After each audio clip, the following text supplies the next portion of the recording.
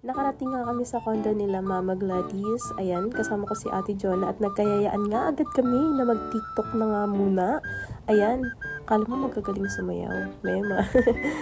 Nakailang ulit nga kami ditong nag-practice para lang makuha yung step na to. Pero ayun, sa wakas nagkasabay-sabay din naman.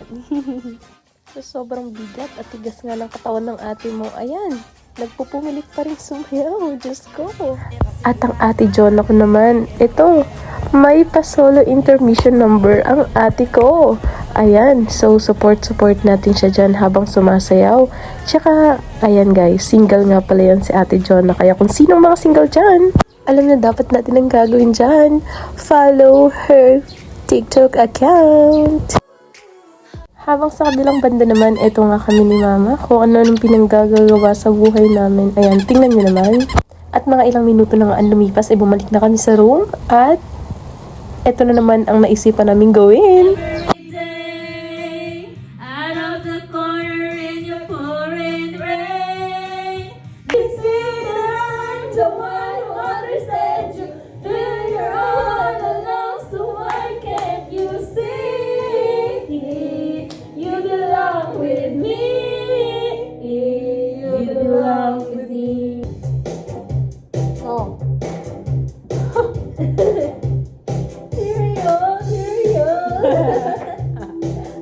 Material girl.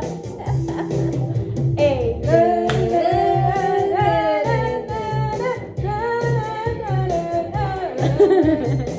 At nung napagod na nga kami kakakanta, ay nagyaya na ang husband ni Mami na kumain. Ayan, yung food na inihanda nila, iyan ay tinatawag nilang German dinner. And what's next? After this? That's the final. Okay. And then you spread it on the top. After you spread it, oh, there's an egg.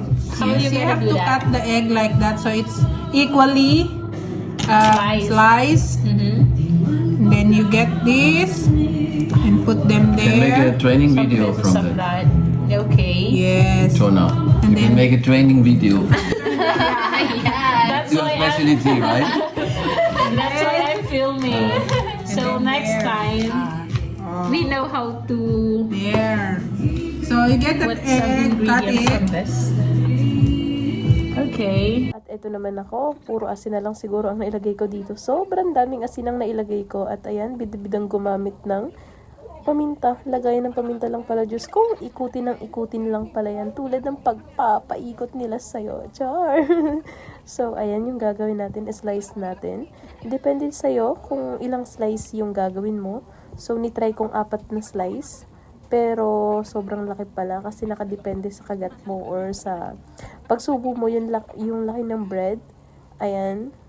Ayan, napagod na ako kasi akala ko madudurog siya. So, in-stop ko na. Sabi ko, ako na lang mag-i-slice niyan sa bibig ko. Charing! At eto na nga, mga sumunod na nangyari.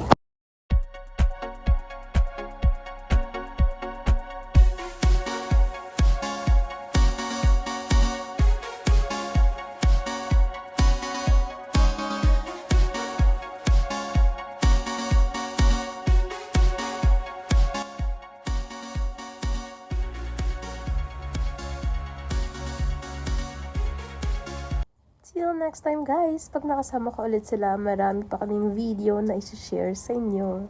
Bye!